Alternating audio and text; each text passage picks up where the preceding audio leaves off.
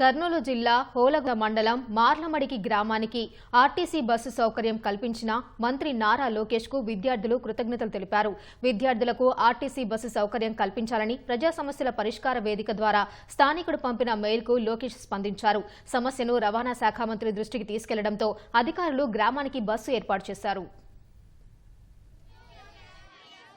మార్లమడికి గ్రామానికి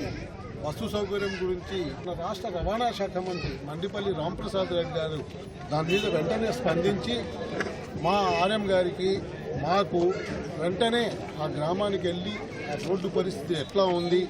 అక్కడ బస్సు తిప్పడానికి అవకాశం ఉందా లేదా సర్వే చేసి చెప్పమంటే వెంటనే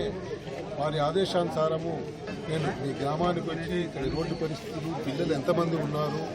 అనేది గమనించి వాళ్ళ ఆదేశానుసారం బస్సులు కూడా